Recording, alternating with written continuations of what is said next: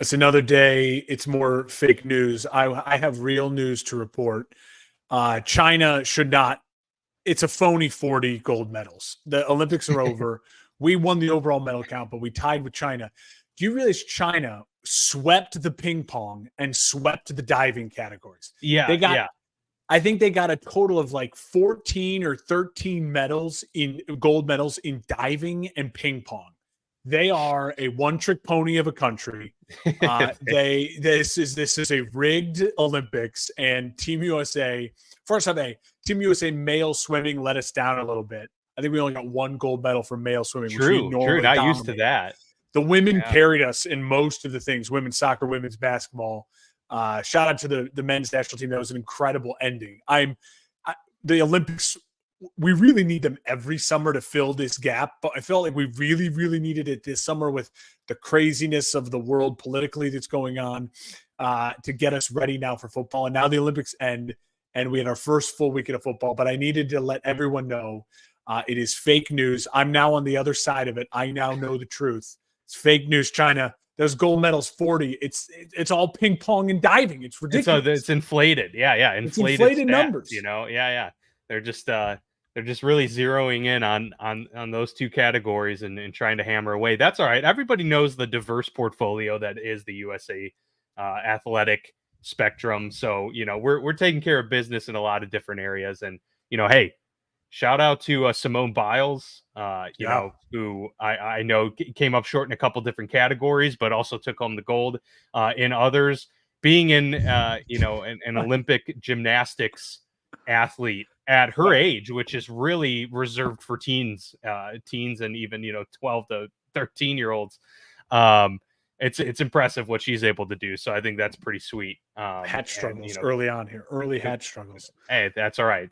We're powering through here on the Football Lounge with Mark in his new studio for the second straight week. And got to give a shout out because you're in this new studio for a reason. Kind of teased to it last time we were on the airwaves here together. But now it's official. So, I'd like to give a big shout out to, from a former TV guy, now tossing it over to the current TV guy, Mr. Mark Hespin, your latest and greatest TV anchor now in local television over there in Springfield. Congratulations, my friend. You had your first broadcast today. How'd it feel? I did have my first live broadcast today. It felt great. It's funny. When we started the show, you were sports TV anchor. I was in radio.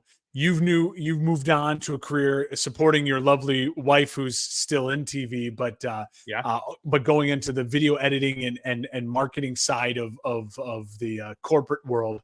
And I have made officially the transition over to television. I'm here in Springfield, Illinois. 2 stations I'm on: WICS News Channel 20 and Fox Illinois. It really is been an incredible transition. They've welcomed me with open arms, giving me this opportunity to make the jump from radio to television. I think the easiest, what's the saying, like when you're at like, at something and someone goes, "Hey, how are you?" It's like, "Oh, well, if it was any better, I need twins." You know what I mean? Like the easy, fun, like dad saying to be like, never better. Like, just, doing fantastic. I just keep telling people, it's like, well, I guess I have a face for radio and TV, so I'm excited about that, and it's an incredible station, incredible opportunity, and that is why this is all going to be different for me. But truly, if you're just a fan of this show and you don't consume anything else that Dan and I do, we don't blame you at all. But the show will be this now for at least the next couple of years. Me broadcasting here, Dan at home. And so that's why it looks different. And that's why maybe there are times I show up in a suit like I did last week versus I had enough time to change and get showered to get all the gunk out of my hair, as I hate that stuff, and get back into more normal, comfortable football lounge clothing.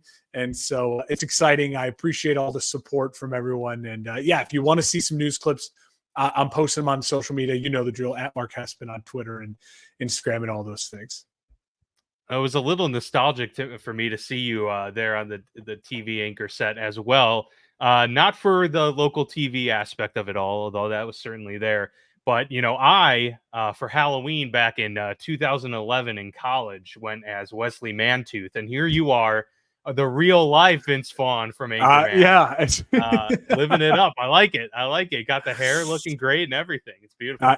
It's funny, if you know me, you know that one of my many ticks, if you watch this show, I touch my collar. I know I touch my collar. I can't help it. But I also love to run my hand through my hair. And so it's one of the reasons why I wear a hat. Yeah. One of the reasons why I wear a hat when we do the show, because it takes away that, right? I can't then just be sitting here messing with my hair. And so I never, ever put product in my hair.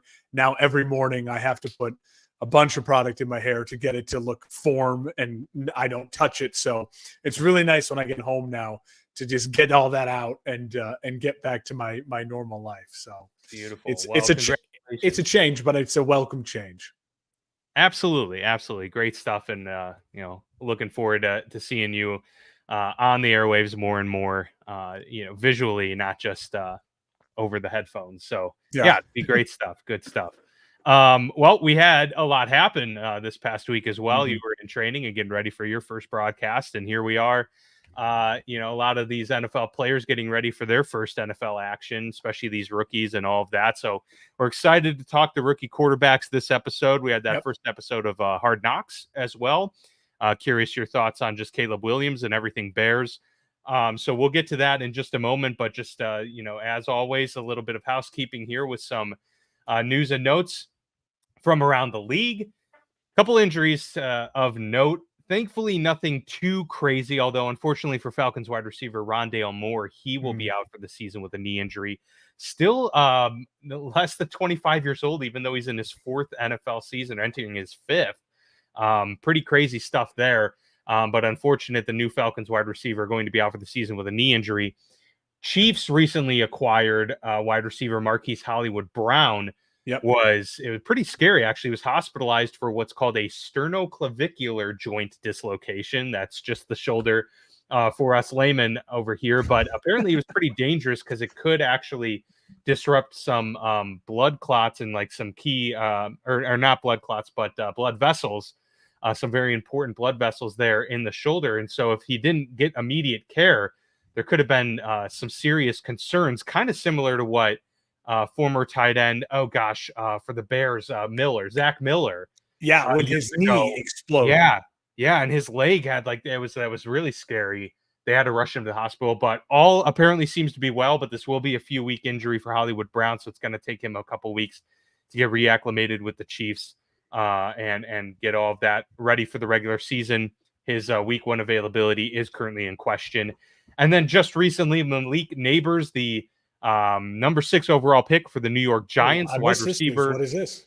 Yeah, it's a minor ankle sprain. Okay. They're not thinking it's too significant as of now, but still noteworthy because he was a number 6 overall pick and already dealing with something, and obviously not being able to get those reps currently in practice. I'm guessing this would probably keep him out for this weekend's preseason game, get him ready, maybe hopefully for that preseason game the week after.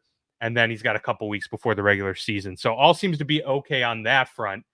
Another thing that just dropped before we went live here today, the Jets edge rusher Hassan Reddick, who I did see this. They sent a conditional 2026 third round pick to the Eagles to get him this offseason. Obviously, super talented guy. Really came to form his final year with the Cardinals when they kind of moved him to an edge full time. Had a breakout season then, and then another breakout season last year with the Eagles. He has requested a trade from the Jets. So he showed up for his physical and press conference. This is per Adam Schefter. Spoke highly about the organization back when the deal was done, but then there was no new deal. And so now there is a trade request. So he didn't get that contract extension that he was, I guess, expecting to get once they signed him. That didn't happen. Now he's on the market. Very interesting and a high-profile player there that is becoming available for the Jets. Any thoughts on this? I mean, this isn't news that the Jets Well, wanted my to first have thought is going into the season. no. My first thought is this is his last chance to like force a deal, right? I don't think the trade request means he won't play for the Jets. I still think there's a great chance he'll play for the Jets this year. They gave up something to get him. They probably could get a recoup of their pick at least for a Hassan Reddick. But if you're that organization like a Bears that could really use a second pass rusher, right? You want to make sure this guy is, really all together, right? All on the same page. He hasn't been in training camp. For all intents and purposes, he wasn't in mini camps or any of the OTA stuff. It's like, what kind of shape is he in? He's a great player, but he's going to want a deal. That's the problem, is he wants to get a 3-year deal and kind of lock it on up. Not that he's made no money in his career, but he's in that kind of like, you want to pay him for this year, maybe next year, but like, do you really want to pay him for the year after type of, length of his career? And so I think the Jets obviously would love to get something done because he's going to be a crucial part of their need to make a run this year. And that's why they gave up the picks to go get him from Philly anyways. And Philly didn't want to pay him. So that also says something too, right? Like, why did Philly not want to keep you? Was it just because they had other money, other places, or did they sense something that, he wasn't worth maybe the extension, the big contract were his best days behind him?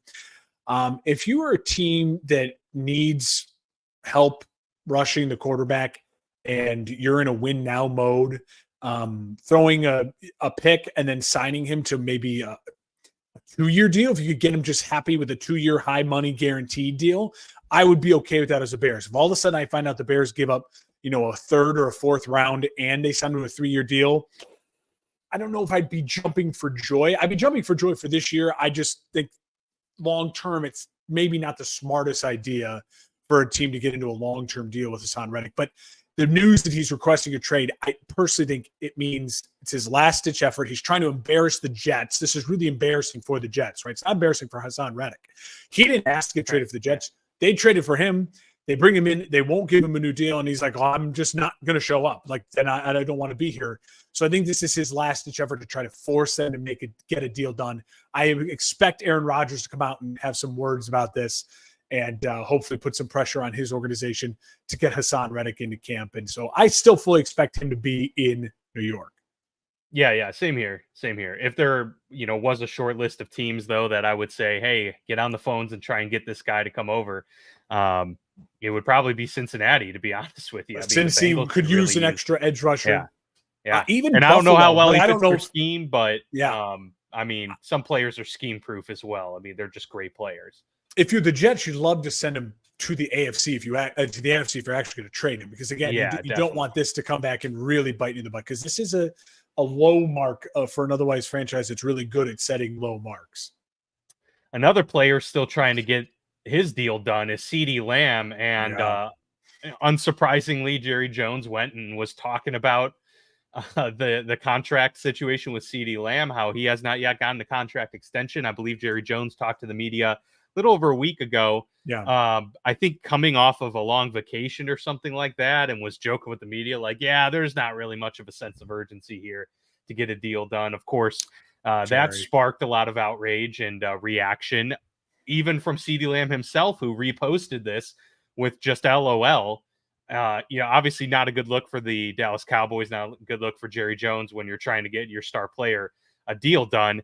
He hasn't walked back the statements. He's kind of softened the stance, talking about how, CeeDee is missed and that they want him to get back out there on the practice field. But, right now the deal's still not done, and CeeDee Lamb very much not willing to go out there and potentially injure himself during practice when he doesn't have this contract extension locked up. So very interesting stuff there from CeeDee Lamb and the Dallas Cowboys. There's no one who loves random Dallas Cowboy players more than Jerry Jones. And so that's his second quote, I think today or yesterday, the one where he kind of softened up. He basically in that quote alludes to like, we miss him. But what I meant by that original quote was that we don't miss the what he brings on the field because we're still competing at such a high level right now in camp. And I love what I'm seeing out of the people who are here, which is just so Jerry Jones, right? He just loves to pump up the guys that he drafted, the guys that he paid for, the guys that he brought in. I truly think CeeDee Lamb is in such a unique case in the spot in the NFL. There is, I don't think, one person you can argue that his team needs him more on his side of the ball more than CeeDee Lamb, because Justin Jefferson even has Jordan Addison. They have Hawkinson. They have a young, improving offensive line. They have Aaron Jones in the backfield. Jamar Chase has obviously T. Higgins. They have a nice tight end, solid offensive line. They obviously have Joe Burrow, you know what I mean, a Super Bowl caliber quarterback. Josh Allen, you could argue, like, none of his guys are stars enough for them to pull this type of stuff. But yeah, there's just no one player. He's their entire weapon group right now. I mean, when you look at their running backs, it's awful. They have Zeke Elliott back. When you look at their offensive line, it is solid, but it's certainly not the standard high Cowboys offensive line of Dak's career so far. And then there's no one else. I mean, there's just no one else. And so I give CD credit. Like, he's a guy that deserves the 85 million plus guaranteed wide receiver money. Unlike, I think, a Brandon Ayuk, I think he really does deserve it. And he's making his organization pay. And I think this is a bad look for the Cowboys. And it's a bad look on Jerry Jones in general, because he's put himself into this spot with bad managerial moves. You've left yourself susceptible for your quarterback, your wide receiver, and your star edge rusher all needing to get paid at the same time. Is not a great spot to be in. No, definitely not. And honestly, if I'm picking any of that grouping, it's CeeDee Lamb that I'm going to pay. And Micah Parsons is fantastic, but I would still pay CeeDee Lamb if I had the choice over Micah Parsons. Ideally both. And then Dak Prescott, of course, everyone knows our thoughts on that situation. Yeah. So it is what it is. Real quick, we have an update, and I want to share this from Adam Schefter. Okay. Bring this up. Statement from GM Joe Douglas on Hassan Reddick's trade request. We have informed Hassan that we will not trade him, that he is expected to be here with his teammates, and that he will continue to be fined per the CBA if he does not report. Since the trade discussions back in March, we have been clear, direct, and consistent with our position. Our focus will remain on the guys we have here as we prepare for the regular season. Yeah.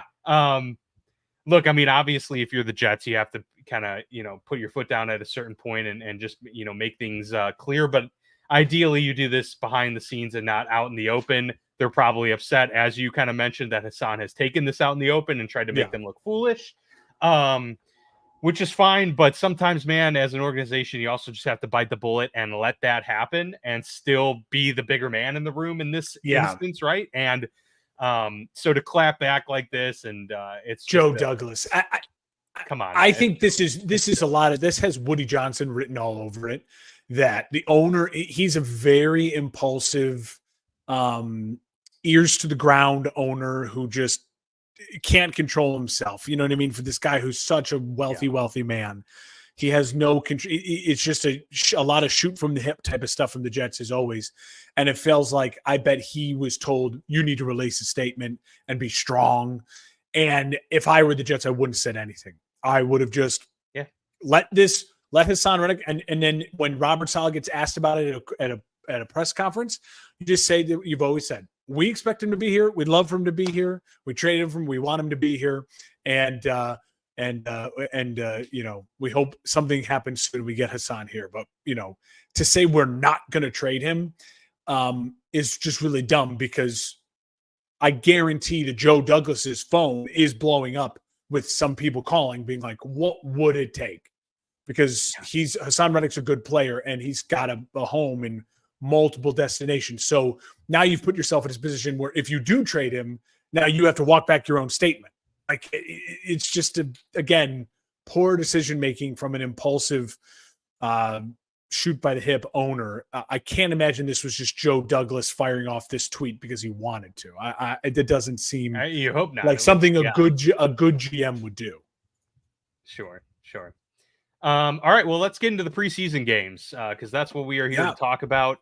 By the way, did you see the Guardian helmets being used in the games? Like Jonathan Taylor was a notable one that kind of wore the Guardian helmets out there. It looks, they need to do a much better job of putting the logos and the stuff on there. It looked like you had like a a 14-year-old paint the Guardian helmets to try and make it look like a helmet. So they're going to probably have to do a little bit better job of making that look uniform. But look, honestly, I'm all for it. Like if the players, it looks a little funky. It's kind of a big hat thing and whatever. But look, if it's making them safer and they don't feel that it inhibits their play at all, then I'm all for it. I do think that a lot of them are choosing to wear it now to see how does it impact my game at all in a real game atmosphere. And so, look, I mean, we may have to prepare for a couple of years down the road where everybody's wearing Guardian helmets and maybe they're getting better and making them not look as big. But honestly, I don't think it's going to really cut into the look and feel of football as much as maybe it seems to some people. I argue that a little bit. If in a big playoff moment, the replay is just nothing but Mahomes with this giant padded thing on his head, it's going to look different. Understand. And people are going to, a lot of casuals will be very much like, what is going on? My bet is you'll see dudes wearing this during preseason. And then my bet is no one will really wear it to start the season except for maybe like kick returners or guys who aren't stars who are in positions where they could be in a big collision. And then what you'll also see, though, is if someone gets pulled out of the game because the booth upstairs says, hey, look at that guy for a concussion. If he passes concussion protocol, the trainers might send him out there with that cap on. You know what I mean? Like as a extra precaution, right? Like, hey, he passed. We're going to let him go back into the game, but we will put the Guardian cap on him for the remainder of this game. My guess is you're going to see most of it used. You'll see it used like you see a knee brace used, where it's like, hey, the knee's a little tender today. He's going to wear a knee brace, or quarterbacks with the rib cage, or coming off the injury and you're coming off of a concussion protocol. Yes, a guy who had a concussion the previous week, but he passed. He's able to play. He's going to wear this the following week. And it doesn't bother me. I think linemen. I think a lot of linemen will wear it because they are the ones that are doing that head collision every single play. And that. If the linemen all do it in terms of a viewing perspective, that shouldn't change too much because we're watching the skill guys for the most part run out in the open field.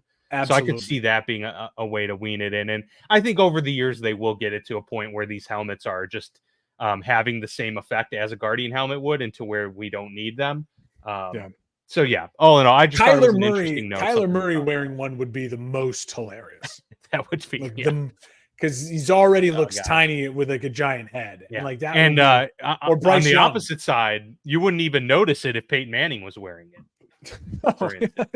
That guy had a massive helmet to begin with. Yeah, that's true. All right, let's talk some rookie quarterbacks. Yeah, getting action in the preseason so far. We'll go with the Panthers and the New England Patriots, who had their preseason game to start things off on a Thursday, I believe it was. We saw Joe Milton. We saw Drake May. Not knock your socks off performances from either one of these guys. A lot of people are riding the Joe Milton train right now because he did have the touchdown and he had a nice run as well and was efficient. I thought, Drake May threw 3 passes in this game. He went 2 for 3. And I do think, we talked with Dakota Randall a couple weeks ago, the reporter for Pro Football Network, who covers the New England Patriots, and talked about how, look, Drake May was not having a great start to camp, but also to temper expectations on what we're supposed to think that this guy is right off the bat in his first NFL season. He is the guy with the raw traits. Now, is he going to be the Josh Allen who turns those raw traits into fantastic ability? We don't have many examples to talk of outside of Josh Allen, so that's kind of hard to say. But at the same time, I think the pendulum's swinging a little bit too far here where everybody now, it's Joe Milton. He's going to take over. Yeah. Guys, Drake May is going to be the number 2 quarterback, if not the starter to begin the season, and likely will be the starter at some point in the season. Absolutely. He's the number 3 overall pick. He's going to get every opportunity to be the starter. It would have to be pretty rough and pretty brutal after like year 2 for Joe Milton to be able to take over as the starter for this job. That's my view of this whole thing. And on top of it, he went 2 for 3, 19 yards. Like, he looked fine. I just think, gosh, we're already starting to get the overreactions, which is to be expected from the preseason. But yeah, overall, anything stand out between those 2 rookie quarterbacks from this game at all? No, I think and Bryce Young. Bryce Young played in this game. Did he play? Oh no, he didn't. I'm sorry. I thought no, he didn't play. He got held out. That's yeah, that's my bad. Yeah, I think you covered 99% of it. I will just say this. The Joe Milton hype train from New England is only a good thing because, again, if a quarterback goes down during the year, if Joe Milton having good preseason team, you could turn that 6th-round pick of Joe Milton into a 4th-rounder because a team gives you a pick because they want a Joe Milton because their veteran goes down and they don't have a young guy, right? Like, so there's that going for it. But I agree with you. There's no way in the foreseeable future, for at least this year, that the Patriots would go to Milton over May. You've invested too much in May. May looked fine. And I think the thing to remember is that, of course, the athletic guys always look better to start, right? They always look better early on because when they don't know what they're looking at, which is 90% of rookies, no matter what position you play, they can just be like, well, I'm a freak. And Joe Milton's a freak. He's the guy who threw the orange. I think he threw an orange like the whole football field, like 100 and something yards. Like he's an insane athlete. So Patriots fans, it's funny to see them struggle through this because they're really in it now. Because when they got Mac Jones, it was very much like, this is it. Just replace Brady. The steam engine goes on. And now that ended so poorly. And this new era started so shakily. Patriots fans just don't know how to feel and don't know what to do. At least older Patriots fans do. They're like, well, it's the 80s and 90s all over again, where we're really crap and then have like one pop year and then we're really crap for a long time. But young Patriots fans or new Patriots fans, they don't know how to handle this. And so I know exactly how to handle this. Welcome to the scrum. It's not great and it's brutal, but they'll figure it out. Drake May will start at some point this year and he'll get the majority of the starts, in my opinion, for New England this year. Yep. Same here. Oh, the majority. I don't know if I would agree with the majority. I think they're going to be so bad early on. It'll be close. I think they're going to be so bad early on. I think they're going to fall behind so badly that by Thanksgiving, about halfway through the year with like 9 games remaining, they can say, all right, throw the kid in. Yeah. All right, we have the Falcons at the Miami Dolphins. We saw Michael Penix Jr. for the first time NFL action in this game. Goes 9 for 16 with 104 yards, no touchdowns, no picks. Looked pretty good. Yeah, and no Kirk Cousins in this game either, which that's to be expected. I don't think we're going to see any Kirk Cousins. Maybe one series the final week, but that's it. No, I expected Penix to look good too, and that's what is good. Like if you're a Falcons fan, that feels really good, right? He looked polished. He looked like he's competent. He's capable. I still think the thing about it is that ceiling still feels very low, right? It feels like you're watching a guy that his ceiling is Dak, his ceiling is Kirk. But as we've seen in the NFL with Brock Purdy, that can be good enough to get you to a Super Bowl. With Jimmy Garoppolo, that can be good enough to get you to a Super Bowl. But the question is, Falcons fans, do you have the coach and the supporting cast? Right now, they don't. But there's no reason to say that Raheem Morris can't develop into a great coach, and no reason to say that in 2 years from now, when he is starting, that they haven't put the right pieces around him in place to make sure that he's really successful.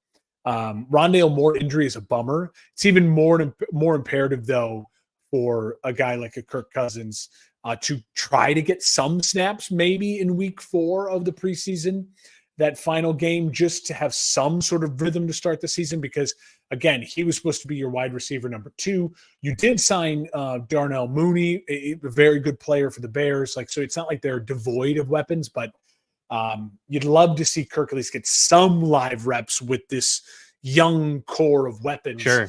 Because he's new and they're all young, and so it'll be a really interesting mix. Yep, in agreement there. I see some Baker Mayfield early on in Michael Penix Jr. Which, I like that. Fits in that same mold as the Dak and the Kirk Cousins that you were mentioning as well. So, but yeah, I thought all around a decent start for the young man.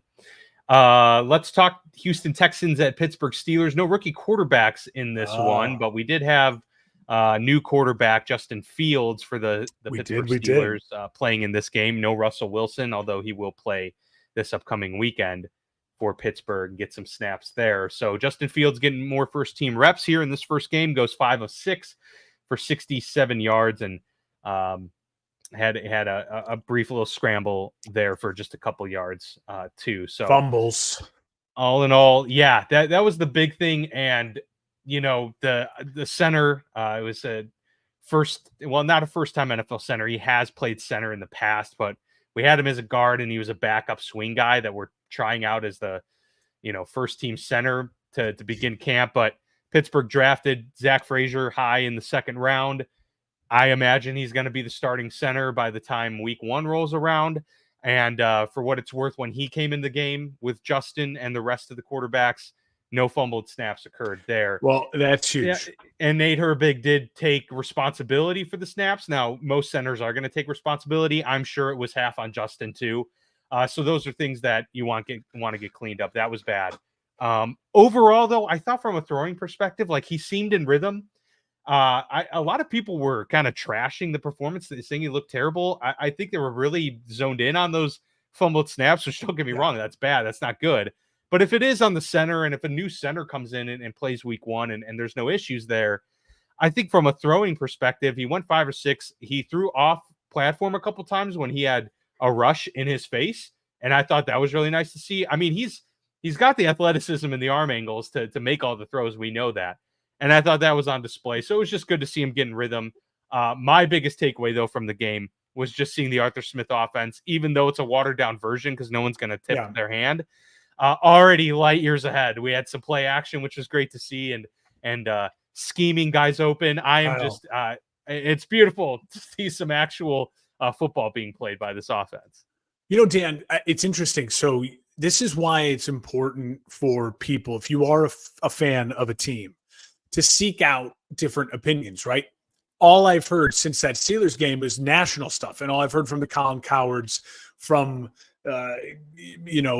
insert name here. It's, Justin Fields, there he goes again, fumbles. That's Justin Fields. You saying that was the first time that I heard, oh, no, wait. No, it was the center. It was on him, and he claimed responsibility for it. I think the hard thing is, it's like, if you've watched Justin in the past 3 years, he has a problem with holding on to the football, like strip sack fumbles all the time, running fumbles. So when you see that, it kind of just like high alert. If it was the center's fault, it was the center's fault. Then just unfortunate for Justin, because again, he's battling that MO already. I would say overall, though, I thought, it looked like a kind of a vintage Justin Fields. When he plays positively, he can really make things happen. I get the sense, and I wanted to ask you this, that Pittsburgh wants Justin Fields to win this job. That the coaching staff, think so too, and the players want Justin Fields to win this job and to just start the season with Justin Fields and to just roll with it. Are you getting that same sense? Are the people that you follow closer to it feeling that as well, or is that just, again, me as a fan of Justin and kind of reading between the lines of some of Tomlin's quotes and what the players are saying? That's the vibe I get. Do you get that too? It's the vibe I'm getting. Yeah, absolutely. I also think there's the complete other side of it, which is just knowing how Mike Tomlin operates. I just think I think Justin has to overcome so much to win the job week 1 that it's almost unrealistic or not even, possible. Like, he would have to really just play so lights out that it forces their hand, because Tomlin is such a veteran first guy. I mean, we're talking about a head coach that didn't have Joey Porter Jr. start until I think it was week 4 or 5, when he was instantly the best corner on the team. Like, it was very clear. And we're talking about a team that really didn't have a quality cornerback 1. So it's just, he is so dialed into veterans. Now, if Mike Tomlin is, and we've already seen him try and show that he's willing to change how he does things because of how poorly the last 2 years have gone, then maybe he's learned a thing or two, and maybe he is willing to buck that trend as well. But I think coming in, telling Russell he's got the pole position, I think him leaning into veterans and veteran leadership and all of this stuff so much, I do think Russell's still going to have to lose the job rather than Justin winning it. And but I think these next 2 weeks are massive. For and Russell Russell's Wilson. playing. He's going to have Is Russell playing in the next 2 weeks? I believe that is the intention, is for him to play. That's what Tomlin has said. We'll see what practice yields. Hopefully he doesn't tweak anything. Yeah. So that's the intention, is to get him reps and get him out there, which maybe, honestly, funny enough, it might lead to more reps for Justin Fields, because I think after Russell gets his, few series, I think they're going to let Justin go like deep into the second half of the game. Good. They should. And so he's not going to get with the first team, but he's going to get more reps overall, I think. And so he'll have an opportunity to still make embarrass some second and third teamers. Yeah, he'll make some of those guys look foolish because he's just such an athlete. Yeah. So look, I know that the feeling is the players absolutely love him. The players like Russell Wilson too, for what it's worth. It seems that like they are enjoying having him around. They feel the vibes and the sense that they get is that this is a totally refreshed approach with new guys. And so I think they like both. But yeah, I think if the players had their way, I think if, maybe even some in the organization had their way, Justin would start week 1. But I'm still hesitant to think that that's going to happen. But hey, this early injury and this caution that they're taking with Russell, it's not been good for Russell. This has been perfect case for Justin Fields to make his case. Yeah. And if he's doing what he can so far. And he's literally right now a fumble away, if there was not that fumble, from no one having any complaints on him so far. Like the national media is jumping on that, and it's the only thing right now that's hovering over. And listen, I think in any true quarterback battle, like what you're seeing in Las Vegas, we're not going to talk about them because they don't have a rookie, but they gave AOC a start, and now Gardner's going to get a start. So that's that fairness of like, that's how this works. I'm really surprised by that too, by the way, because me, I've said during the offseason, like I'm high on the Raiders. If Gardner Minshew's not the day one starter, my Raiders prediction is going to drastically change.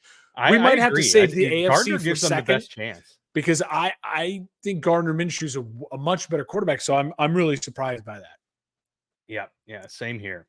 All right, let's move on to the Washington Commanders at the New York Jets. No Aaron Rodgers for this one. We are not going to be seeing him in the preseason until week 1, of course. But we had Jaden Daniels and Sam Hartman, the 2 rookie quarterbacks here. A lot of people, and see, this is the interesting thing. Like Jaden Daniels made a nice throw, and he had a nice little scramble there for the touchdown as well. So he looked good early on in this game. But everybody is just like, my God, what a performance by Jaden Daniels. He went 2 for 3. Yeah. And he had a rushing touchdown. Like the guy accounted for about 20 yards of offense and barely played. I think he looked good. I think he's going to be the starter. Throw.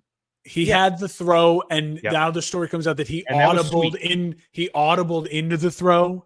So is that right? Yeah, that's the story. Okay. And the coach confirmed it, that it was something else, and he pretended not to hear the communication and audibled into the throw. So the coach said, I think in a quote today, it was one of those situations like, what are you doing? What are you doing? What are you doing? Oh my God, that was amazing. Great job. Yeah.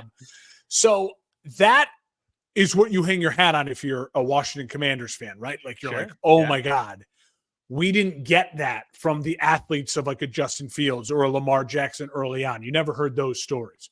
You heard, whoa, they're a freak athlete. Like Jaden Daniels to me falls into the RG3, Michael Vick, Lamar Jackson, Justin Fields category, right? He's the next in that line of where it's like, start with freak athlete, then add in the quarterbacking, and you say to yourself, oh, well, that's the type of stuff we're not used to hearing from the freak athlete guys. Also, the reports, all I'm hearing is that this kid is a film junkie and he is first guy in, last guy out. Now, you can be a film junkie and it cannot translate. Like, don't just because you're a film junkie doesn't mean that when the pressure's on, you make the right decision under pressure where to go with the football. But you love to hear these things. They're good things to hear. I was impressed with his poise in the very short time that he played. His athleticism popped. The throw was fantastic. So all good signs for our fellow, for our Commanders fans out there. They should be cautiously optimistic, like I think Bears fans should be, which I'm sure we'll talk about soon here. Yes, absolutely. We will get to the Bears shortly, but before we do, let's talk a little Raiders and Minnesota Vikings, because the Raiders didn't have a rookie quarterback in this deal, but the Minnesota Vikings did. JJ McCarthy showing out 11 for 17, 2 touchdowns, a pick. Also had a couple runs for 18 yards in this game. McCarthy also had a pretty sweet throw down the left sideline that went for a touchdown, a big bomb. And there's a cool mic'd up moment from Justin Jefferson freaking out when he was having an in-game interview at the time. Yeah. So look, I mean, we talked about it before the draft, and then of course after the draft that, you know, JJ is going to find himself in one of the better situations you could ask for a rookie quarterback to be in, with Kevin O'Connell as your head coach, with Justin Jefferson, with Jordan Addison, and Aaron Jones, TJ Hawkinson, you know, some really, really quality players around you, and a really solid offensive line, and one that has been able to rebuild itself.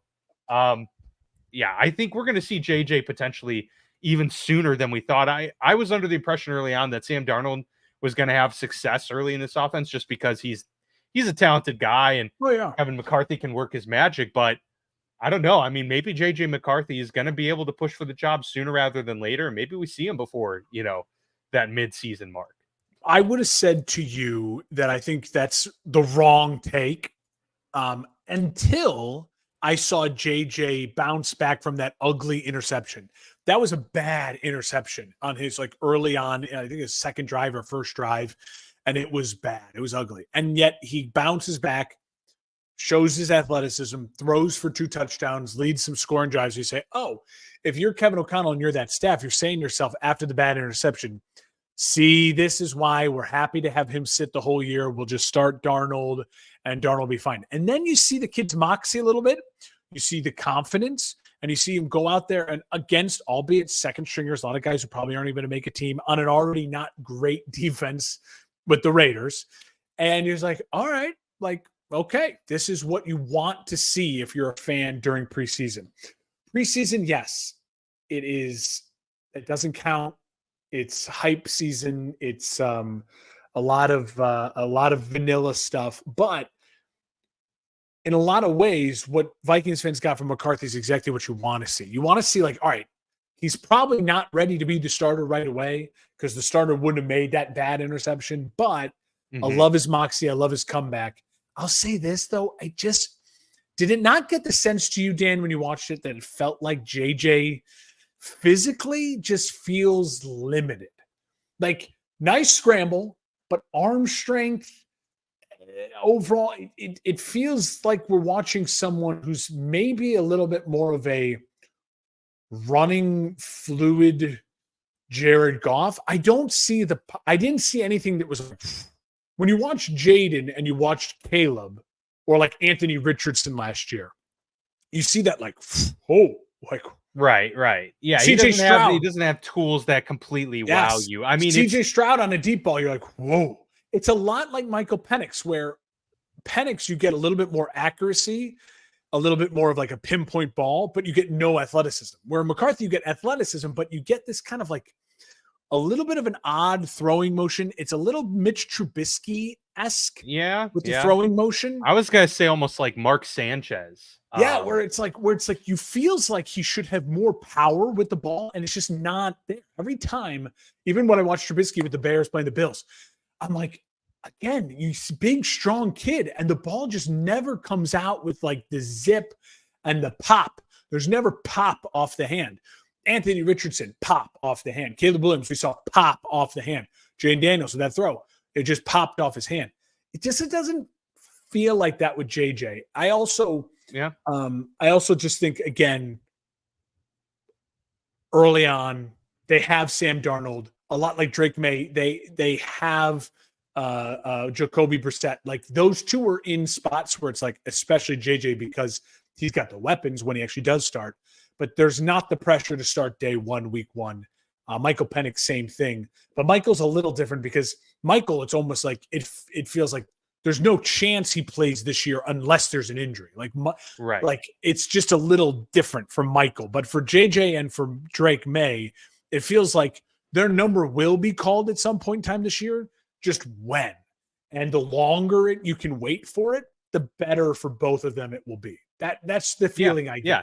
And I agree. And I don't think JJ doesn't have to have all of those skill sets to succeed in the NFL, right? It's just that those indicators early on are kind of harder to spot a little bit. We need to see a larger sample size for somebody of his maybe limited skill set to see, but is the accuracy, is the decision making, is the poise in the pocket, is that stuff all there, the footwork?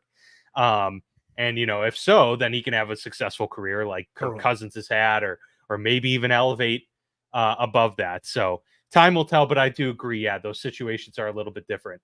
Let's talk about your Bears, man. I'm excited to talk about this. Was really excited to watch. Next, and then we get to the Bears, but we'll go Bears. Let's do it. Caleb Williams in action for the first time.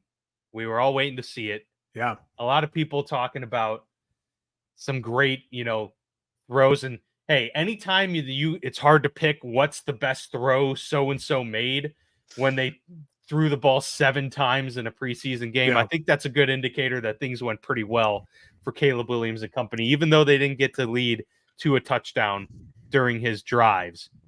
I want to toss it to you and ask you what was the best play you saw from him.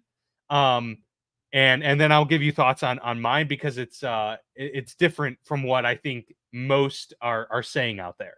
Yeah, the best quarterbacking I saw was that first big third down and that throw to DJ Moore. Because that's quarterbacking, right? That's what we struggled with Trubisky and Justin Fields. And we struggled with it. We struggled with it in 2 ways, right? The coaching staff believing they had a quarterback who could make that call and then just calling it.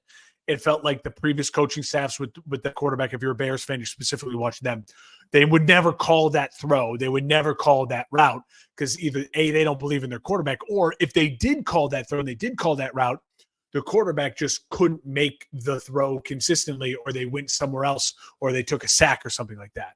So that was the best quarterbacking. The best play was the moving in the pocket, the crazy little dump off to DeAndre Swift, because that's the moment that you're like, oh, that's Mahomes. Like that's what Mahomes does, where you are not afraid to be in the pocket until the last possible minute. And then you do whatever you have to do to just get the ball where it needs to go. I mean, it looked like a vintage Patrick Mahomes play. And can I also add, when the Bears signed DeAndre Swift, I'm pretty sure my instant reaction was like, okay, excited, but like, paying a lot of money for running back. He looked fantastic. And he's explosive. He looked exponentially more explosive than Khalil Herbert. And that was great to see. So that was great to see. Overall, I think my opinion of Caleb so far was like that's the opinion, right? It's just a big sigh of relief. It wasn't a dud. It wasn't the second coming. So it was way more positive than negative. And that is exactly what you kind of want, right? It tempers expectations a little bit. It also gets a lot of the air out of the room. It's kind of how I feel today. Like there's a lot of buildup, and you're going to be hosting a TV show for the first time. You're anchoring a TV show. You've never done it before. Good luck. Go do it. And then you do it and you realize, okay, I made some mistakes, but I got through it. And overall did a pretty good job. You're like, okay, now you put it behind you and the rest you just can build on it. That's how I feel about the Caleb Williams game. Sigh of relief. Can I also just quickly say, it's also really funny, right? Because we all know this feeling. If you are a person who wants to be in the media, you want to do what we do, right? Where you podcast or whatever it might be. We really do try our best when we're not talking about our teams. I mean, like I picked the Packers to make the playoffs. We do try our best to be as objective as humanly possible. And I feel that way when I'm talking about, JJ McCarthy. He's a rival. I don't want him to do well. I want JJ McCarthy to be awful. But objectively, from what I saw, okay, I'm going to give him the compliment. Way to bounce back from that horrible interception. That showed a lot of moxie. But I also do have some concerns, right? And then when you talk about your team, there's something inside of me too that just like it's so hard to put the fan down with Caleb right now. It's really hard to put the fan down. Yeah. Because this is a franchise, a lot like the Commanders. I think Commanders fans can appreciate this too. Like it feels snake bitten. It feels like we've been so snake bitten and just so wrong time, wrong place, or right time, wrong place, or right place, wrong time for 35 plus years now. And for them to feel like it's right time, it's right place, right person, like all three are lining up. If you're getting overhyped right now, I don't blame you. I'm going to let you have it, let you roll with it. And you should feel overall good about Caleb Williams' first debut as a Chicago Bears quarterback. Yeah, no, I think it's great. I think you more than deserve to like just have the moment and be in there and enjoy it. It's in this case, it's a once in a lifetime chance so far to see a true franchise quarterback for your team that you can say with confidence, I think this quarterback will be our quarterback in 10 years. Yeah. And it's interesting. It's weird to say that when he hasn't played a down in the NFL, but you feel that way. I don't think you felt that way about Justin or Trubisky when they came out. You felt like, all right, I'm just going to hope that they get to be that guy. I see the traits and I want it to be so, but I'm skeptical. There's not as much skepticism with Caleb as much as there is just worry that it won't happen. Right. For some like whatever reason. Because we're snake bitten. Yeah. But you know that it can happen. Whereas with Justin and Trubisky, you still weren't sure if it could happen. You weren't sure. And the jury was out. I think the feeling that a lot of Bears fans are feeling this morning is kind of the opposite of maybe what a Falcons fan is feeling, where a Falcons fan is feeling is like, we have 3 years of Kirk Cousins and then hopefully 3 or 4 years of Michael Penix Jr. on a really affordable contract. Well, probably 3 years if you pick up the option, right? So you're kind of in like a 6-year window where you say, we're not completely overpaying our quarterback position. So, and we know we have the type of guys who are going to need all the help they can get. Where it does feel like Chicago is now officially on the exact route you want to be on. No. You have a talent that is worthy of a $50 million a year contract like these guys are getting, but you're not paying him anything for 3 years. And you have a ton of talent around him. And I think it's just one of those rare combinations that it feels a little bit like when Goff was with the Rams with Sean McVay that year that, remember, because Goff's first year with the Rams was still with Jeff Fisher, and it was bad and it was ugly. He got fired. They move from St. Louis to Los Angeles. They bring in Sean McVay, and he immediately unlocked everything, and they added a bunch of talent. That's what a lot of teams are feeling. It feels like that's what the Bears have gone through, only the difference is Caleb feels more like a Patrick Mahomes type of prospect than a Jared Goff type of prospect. Where if you are if you're a Vikings fan or a Falcons fan this morning, maybe even a New England Patriots fan, you feel a little bit more like our ceiling is Jared Goff with our quarterback, right? Where if you're a Bears fan, a Commanders fan, you say to yourself this morning, our ceiling is guy is deserving to be in the conversation of the top 6 guys in the league, right? Up there with a Herbert, with a Mahomes, with an Allen, with a I think another very good comp is a good Jalen Hurts, where you're like, why can't this guy play in a Super Bowl if Jalen Hurts played in the Super Bowl? And so it's an exciting feeling because truly, unlike the Commanders, the Bears have a leg up is that their roster is way more built to win right now than Washington.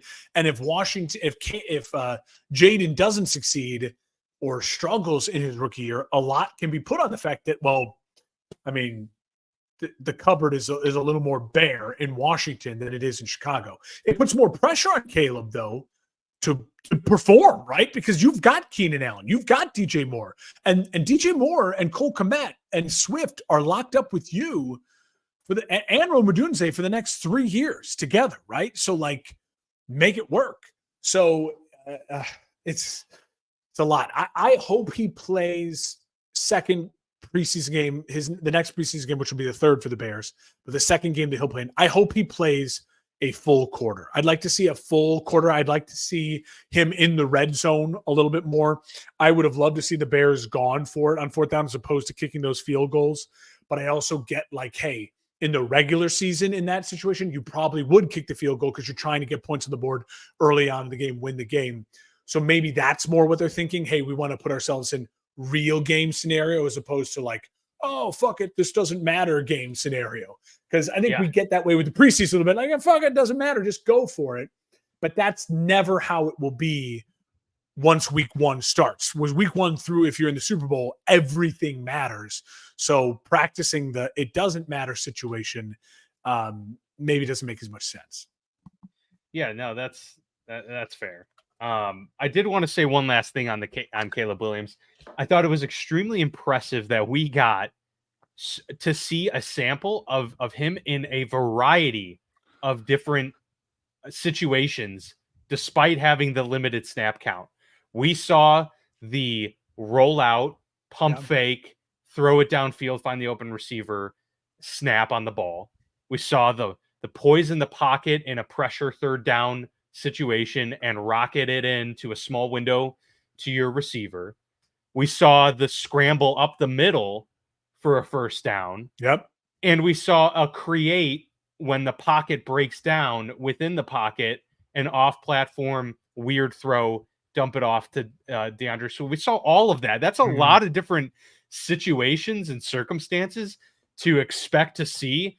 So I feel like for the Bears brass and an evaluation of where he's at standpoint, it can't get much better than that for a first preseason to see as many bits of obstacles and adversities that you could see your quarterback face early on. Outside of I would say like the offensive line held up pretty well. He didn't see like tons of like heavy pressure early on.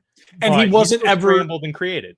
Yeah, he wasn't ever like deep in the red zone. Like, what are you at first at third and goal? Right. Like third and goal situation. When you got a shortened field to work with, how do you navigate that? So that's why I hope he plays at least a full quarter to get into that. And I know the argument is, well, if he gets injured, your season's over. I get it, but it's just it also, you're doing him a disservice if you're expecting him to do that productively week 2, week 1, if he never's done it in an in-game situation before. So that's that.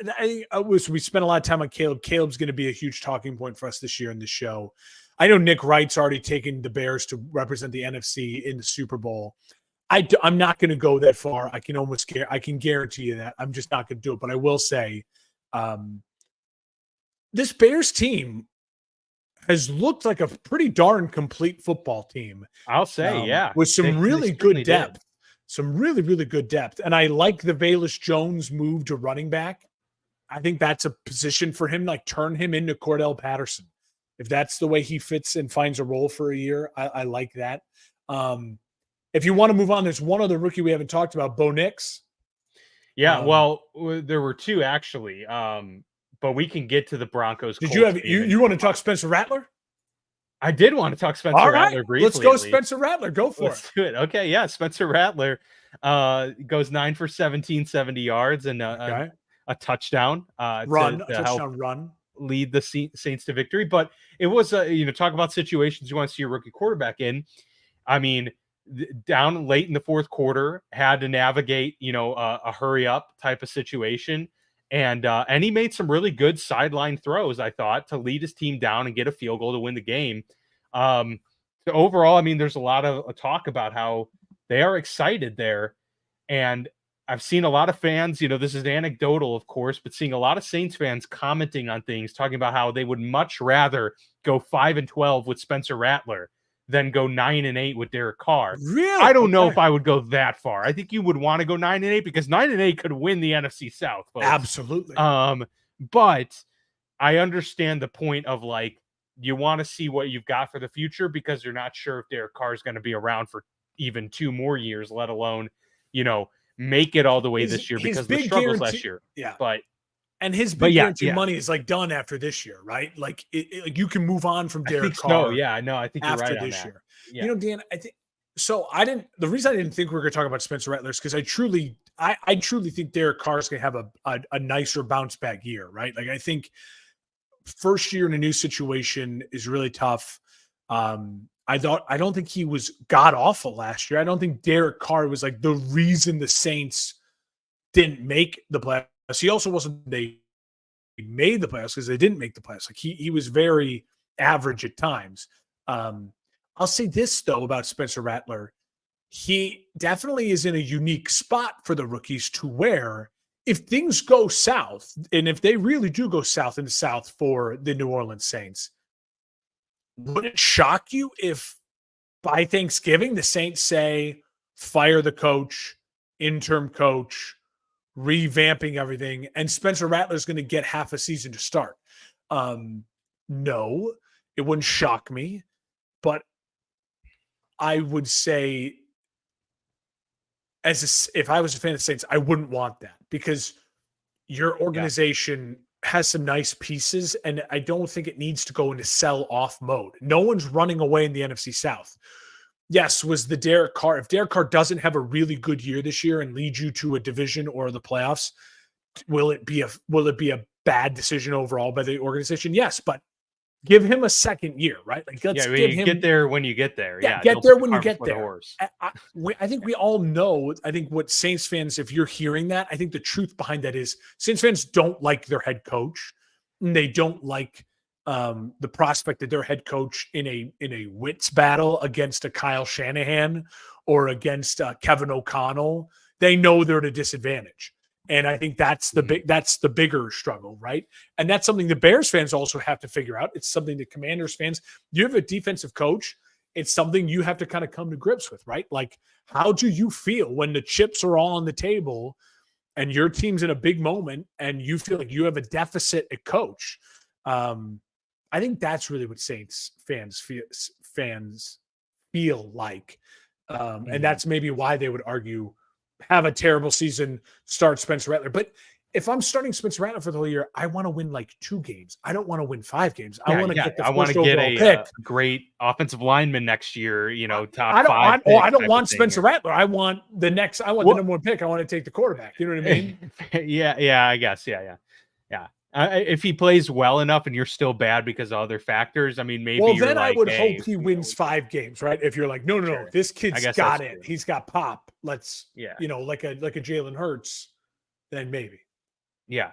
I mean, Peyton won 5 games his rookie year or 3? No, he won 3-13, I think, his rookie year. So not good. But that was obviously, again, you have to look back on it. History is, don't rewrite history in the sense that Peyton's was surrounded by nothing. And Peyton, Peyton throughout that rookie year, even with the 27 interceptions, you could see it. You're like, no, he's got it. It's just got to come together. Yeah. And he was a high draft pick, so there's that too. All right, let's talk Bo Nix. We got a heavy dose of him, 21 pass attempts. He goes 15 for 21 with a touchdown in this game, and also had a couple scrambles for 17 yards. What'd you make of his performance overall against the Colts as they got the win too late in this game? Listen, he could win the Heisman this year. Bo Nix, it could be his year. He transferred again to some small school in Denver. He's put up some big numbers.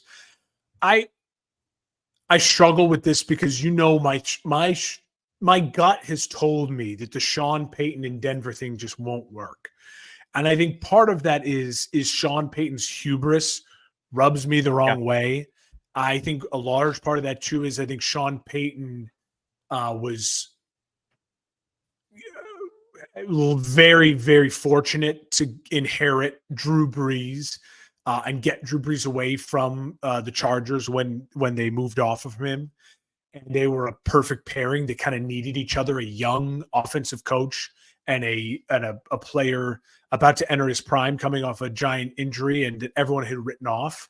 And they made a great marriage together for a long time. But I just go back to all of those 7 and 9 years with the Saints. And there was a bunch of them in there where they just didn't perform well. And we blamed this, that, or the other. And none of it ever really stuck to Sean Payton. And last year, for the Denver Broncos there was ugly times. Remember, they lost to, what was that Miami game? 53-0. Like, I mean, there was some really hideous games. And for me to think in 1 year and Bo Nix, they're going to turn it all around. I know I'm not talking about Bo Nix. I'm talking about the larger Broncos in general. It's hard for me to still fathom. And I say all that. And you lose your all-pro safety, Justin Simmons. Yes. Like that's a big loss. I say all that to preface it in this way. The thing I do think the Bo Nix and Sean Payton have going for them, and the thing I think could be really interesting for them, is everyone on this roster is very much like you got to prove it, right? Like, there's no Jerry Jeudy. There's no there's no DK Metcalf. There's no just like stars. There's no clear cut, mainstay. Yeah. Yeah, like, so it's a lot of prove it guys. When you have a lot of prove it guys, a guy like Sean Payton, a motivator, you can get a lot out of those guys, right? And they can overperform. So that to me, it felt like very much Bo Nix will do everything and anything Sean Payton says. And that is a good thing for the Denver Broncos, because it feels like at times last year, that was the killer in Russell and Sean's relationship. Was Sean wants a robot who will just do exactly what he says, and Russell wouldn't do it. And Breeze did it until Breeze was so good that him and Payton then could share the responsibilities. Sean is trying to rebuild the Drew Brees relationship, and Bo Nix is the perfect person to be like, I have no pomp, I have no aura, I have no ego. I will do every single thing that you say. And so he was efficient. It wasn't flashy. It was solid. And if he does that over the course of 17 games this year, maybe the Broncos will finish third in the AFC West. Exactly. That's the point. That is the overall point, is that that's still the kicker. It's still Bo Nix versus Patrick Mahomes. Yeah, it's like he's the one too. I just have like so many questions about the ceiling because maybe he has one of the higher floors among the rookie quarterbacks. He definitely does. Drake May's got a deep floor potentially from what we've seen. He also could burst through and have a huge ceiling because he has all the athleticism, the tools, all of that his stuff. His ceiling is Herbert. Yeah. Right. And so, Bo Nix could go a lot of different ways here. He's got the coach to be able to have success, kind of like what we talked about with JJ McCarthy in Minnesota. But again, that's the thing. They're in such a competitive division, and the Raiders seem to have the right coach and seem to have the right culture and atmosphere for winning. They're waiting on a quarterback for sure, but Gardner Minshew's kind of like the adult in the room that can get them there. I would take the Raiders roster right now absolutely over Denver's roster, to be completely honest, and just their situation in general. And then of course you have Harbaugh with Herbert, already a proven stud at quarterback, and Patrick Mahomes the greatest. So how are you going to match that and compete with that? That's the hard question. That's what the Steelers have had to face. Like, how are you going to match and compete with Joe Burrow and Lamar Jackson to overcome your division? They've proven that they can play well against their division foes. And that's why the Steelers have been in that conversation for the playoffs every year, is because they go 4-2, 5-1 in the division every year. I mean, they play well against these guys, even if they can't make a run. Can Denver get to that point where they can play well against Mahomes and Herbert to actually make headway in the division and get to that spot? That's going to be the key. Totally. And so, there's going to be a lot of questions that need to be answered from the Bo Nix, Sean Payton marriage right now. But I totally agree with everything you said. He's the guy that Payton needs to be able to actually implement his system. And that's the thing, is I think after this year, if Bo Nix gets a decent number of starts under his belt, Peyton's going to really run out of excuses at this point. Yeah, because everything finally fit for you here, Peyton. Like, you got your guy, you got the poison out of the room. You don't have the excuses that you had from the past, or saying like, oh, Drew Brees got hurt, or the defense was terrible, or whatever. And then last year, oh, well, Russell Wilson just wasn't the right fit, and we had all these issues. Now, what's the excuse going to be? Because you have your yes man, and the rookie quarterback with all the tools. We'll see what they're able to make of it.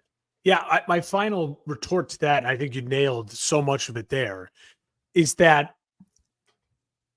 when Bo Nix hits his ceiling, I don't think his ceiling is Drew Brees. Now, right, yeah.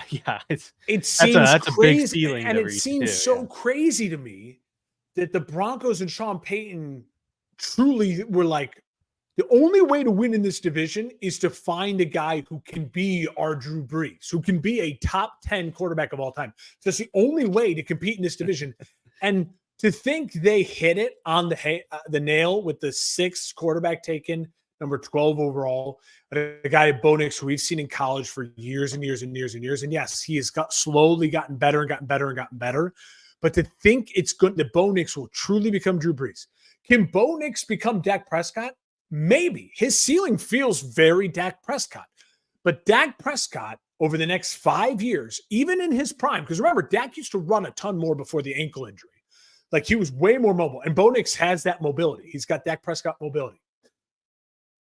To peak Dak Prescott, even with his mobility, is still coming probably at best second in the division 2 out of the next 5 years, third the other 3 times. Like, that's the peak because of this division, which, and I just, like, I get why the Vikings went McCarthy, because there's no one in the division, right, that is Mahomes. Now, Caleb could develop into Mahomes. Jordan Love could develop into Mahomes. And J.J. McCarthy could develop into Mahomes. So they're taking a gamble, right, on the saying, it's a kind of the AFC South, right? Trevor was there first, and he was very highly touted, but he hasn't taken over the division yet. So now you look at and you say, well, why can't Will Levis become, you know what I mean, a strong arm like a Justin Herbert, like strong, big, long, like cannon of an arm? Why can't he become the guy in the division? Why can't Anthony Richardson become a more physical Lamar Jackson and win the division? And then Trevor and Stroud are obviously there as well. So it's like, it makes sense to gamble on a young guy there. For them to have gambled on this young guy, where it's not like, oh, we need a 50-50.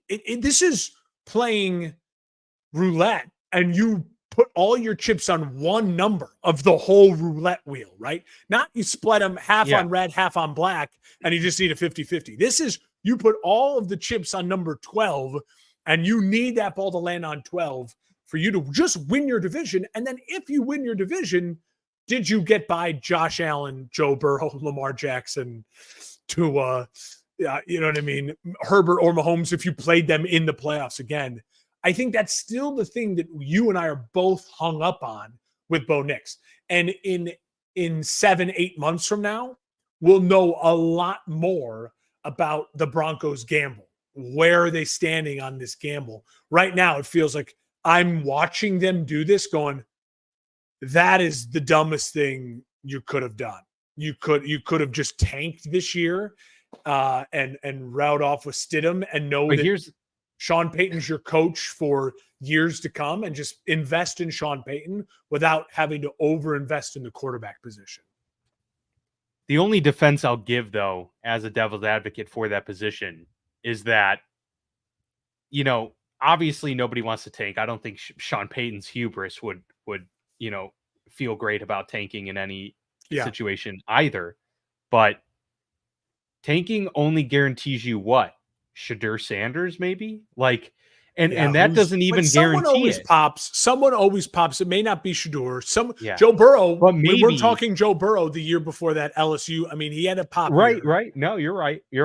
But it's just that's a gamble too, because you'd be gambling on there being a crop of players that are worth taking at that position next year, top 3 or top 4, and maybe there aren't, and maybe Bo Nix would be a next year top 1 or top 2 pick at the quarterback position. That's valid, and also, but there's also veterans. Like, you could also sign a guy or trade for a guy, like we've seen. Like Dak Prescott will become available. Like, I'll be very honest. We'll do. Well, no, they can't afford it though. They can't afford a free agent. We're doing well. Maybe by next year they could, because the Russell contract, really the last impact of it is this year. But I think, you know, we're doing our AFC preview in 2 weeks, and my gut right now is, I truly think for me to be shocked or to admit I was wrong, like hand up I was wrong, it would take the Broncos finishing second in the division maybe not even making the playoffs, but finishing second in the division, I will say hand up, I was wrong, and I'm surprised or pleasantly surprised by Bo Nix this year.